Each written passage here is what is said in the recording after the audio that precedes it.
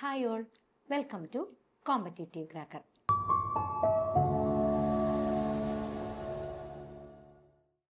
അപ്പോൾ നമ്മുടെ HSA physical സയൻസിൻ്റെ എക്സാമൊക്കെ കഴിഞ്ഞു. നമ്മളെ കൊണ്ടാവുന്ന രീതിയിൽ നല്ല മാക്സിമം നന്നായി നമ്മൾ പ്രിപ്പയർ ചെയ്തു. നമ്മളുടെ മാക്സിമം എഫേർട്ട് എടുത്ത് നമ്മൾ എക്സാം എഴുതി. ഇനി അടുത്തത്, നമ്മുടെ ഈ പഠിത്തം ഇവിടെ വെച്ച് നിർത്താനാണോ? അല്ല, നമുക്ക് ഇനിയും ഈ പഠനം ഇതേപോലെ കണ്ടിന്യൂ ചെയ്യണം. കാരണം ഇനി നമുക്ക് വരാനുള്ള ഒരു ഓപ്ഷൻ എന്ന് പറയുന്നത് HSST കെമിസ്ട്രിയാണ്. അപ്പോൾ ഇപ്പോൾ പഠിച്ച് നമ്മളൊരു ഫ്ലോയിൽ ഇങ്ങനെ പോയിക്കൊണ്ടിരിക്കുകയായിരുന്നു.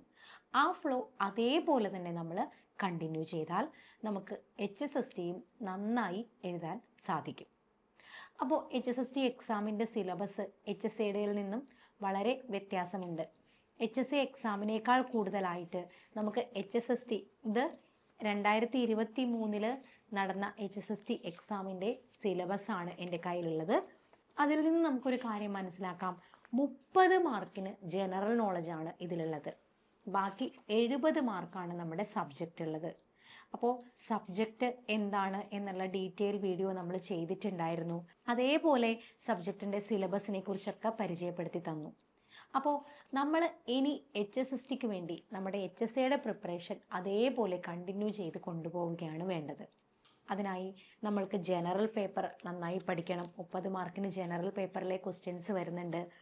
അതേപോലെ തന്നെ നമ്മളുടെ കെമിസ്ട്രി നമ്മൾ സിലബസ് കണ്ടതാണ്. ഇൻ ഡെപ്തിലാണ് സിലബസ് തന്നിരിക്കുന്നത്.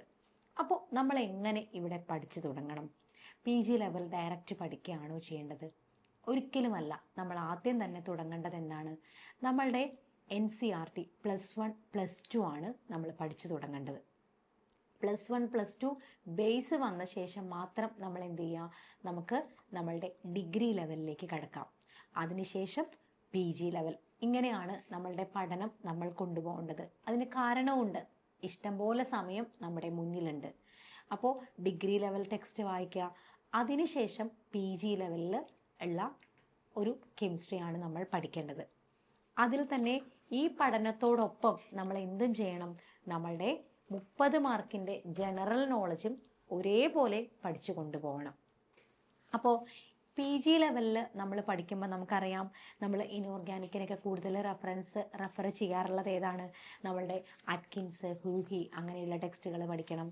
ഓർഗാനിക് ആകുമ്പോൾ ക്ലെയ്ഡൻ അത് പഠിക്കണം. അതേപോലെ തന്നെ നമ്മളുടെ സ്റ്റീരിയോ കെമിസ്ട്രി വരുമ്പോൾ നാസിപുരി, കാൽസി അങ്ങനെയുള്ള ടെക്സ്റ്റുകൾ എല്ലാം നമ്മൾ പഠിച്ചേ പോകാൻ പാടുള്ളൂ. ഓക്കെ. അപ്പോൾ ആ ഒരു ടൈമിൽ നമ്മൾക്ക് ക്ലാസ് എടുക്കുമ്പോൾ നമ്മൾ പറയുന്നതാണ് ഏതൊക്കെ ടെക്സ്റ്റാണ് നിങ്ങൾ റെഫർ ചെയ്യേണ്ടത്, അങ്ങനെയുള്ള കാര്യങ്ങളൊക്കെ. അപ്പോൾ വളരെ നല്ല രീതിയിൽ ഇപ്പോൾ തന്നെ പഠനം തുടങ്ങിയാലേ HSST എക്സാമിങ് എത്തുമ്പോഴേക്കും നമ്മൾ നല്ല രീതിയിൽ പഠിച്ചു കഴിയുകയുള്ളൂ. ഈ HSAക്ക് പഠിച്ച പോലെ തന്നെ ആ പഠനം അതേപോലെ കണ്ടിന്യൂ ചെയ്ത് പോകാൻ എല്ലാവർക്കും സാധിക്കട്ടെ. HSSTയുടെ വരുന്ന കോഴ്സ് നമ്മൾ സ്റ്റാർട്ട് ചെയ്തിട്ടുണ്ട്. അതിൻ്റെ കൂടുതൽ വിവരങ്ങൾ അറിയാൻ ഈ കാണുന്ന നമ്പറിൽ കോൺടാക്റ്റ് ചെയ്താൽ മതി. താങ്ക്